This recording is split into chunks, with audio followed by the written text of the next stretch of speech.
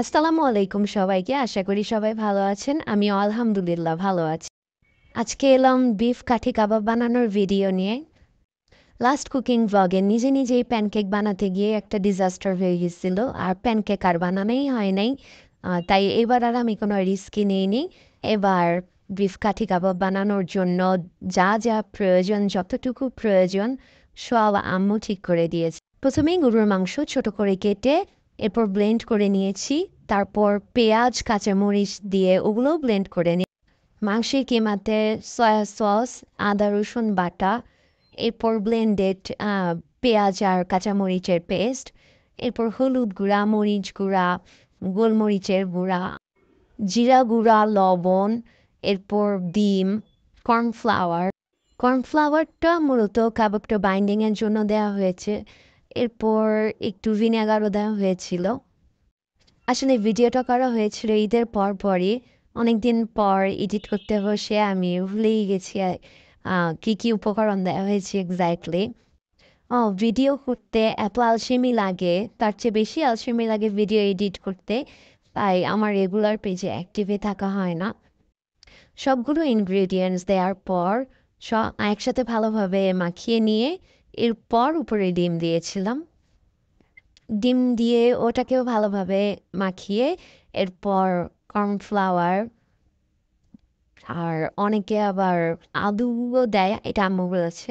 সিদ্ধ আলু চটকে দেয়, বাট আমরা আলু দেই নাই, শুধু কর্নফ্লাওয়ারটাই দিয়েছি।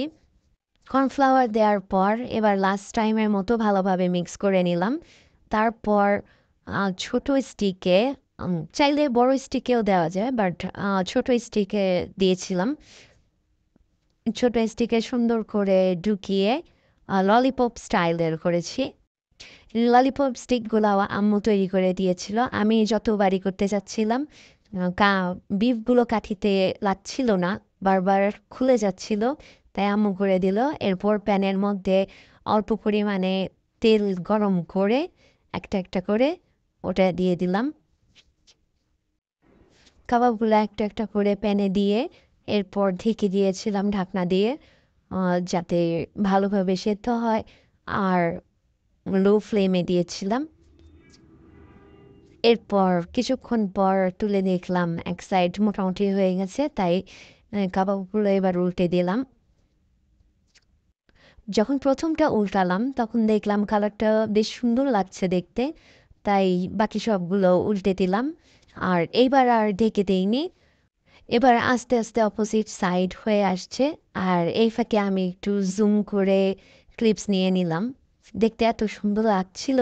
তারপর যখন হয়ে আসছে তখন একটা একটা করে প্লেটে তুলে নিলাম। তুলে নিয়ে একটু সস দিয়ে পরিবেশন করলাম, আর একটু ভিডিও ক্লিপস নিলাম। আর এটা খেয়েছিলাম সাদা পোলাও দিয়ে, এরপরে এক glass Mojo. It was very tasty. Thank you for watching my blog.